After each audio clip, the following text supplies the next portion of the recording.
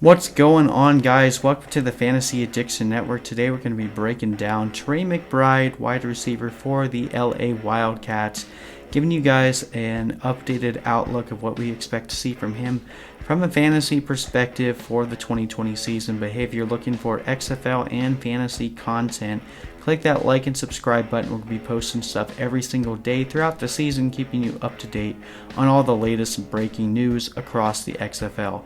Not going to waste any more time. Let's get started right away. Alright guys, so as I said, we're breaking down TRE MCBRIDE today. Now I needed to re-record this video once I was made aware that Katie Cannon was cut. I don't really understand why the LA Wildcats did that. He was looking good throughout training camp and he had an incredibly athletic profile, but hey, maybe TRE MCBRIDE has something to do with that. This guy is an incredible conundrum to me right now. When you look at where he was drafted and then actually being drafted to the DC Defenders decided to trade him. They said around the time that he was traded, he was contemplating retirement, so maybe it just wasn't a fit in DC, and then coming out to LA, maybe that's rejuvenated his spirit some. We really haven't heard much from or about TRE MCBRIDE since training camp has started. There was like one video on him where he made a nice one-handed catch, and that is about all that we saw from him since that trade happened. That was the last time we really heard his name. So I don't really know what to expect from this guy. When we look at his athletic build, 6 foot 210, really decent arm length. He's 27 years old, so he's still in his prime. When he came out of the NFL in the combine, he ran a 4.41 40, which is 91st percentile.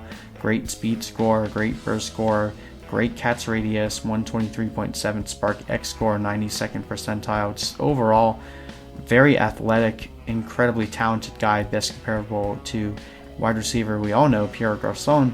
So overall, he should be a really good player in this league, should be able to play in both the slot and in that X receiver role.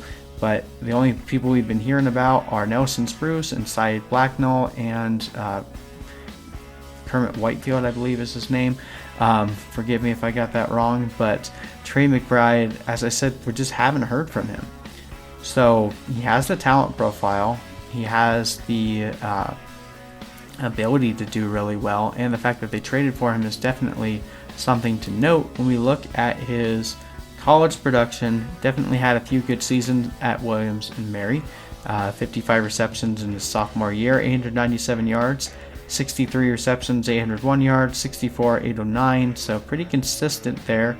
About 13 yards per reception, so a little bit better than like Nelson Spruce in terms of average. Not quite the deep downfield threat that like Saeed Blacknall is going to provide, but had 10 touchdowns in his sophomore season, 5 and 4 his next 2 years. So I mean, from a talent perspective, from a previous stat perspective, there's not much to not like about this guy, but I'm definitely still concerned with his overall morale.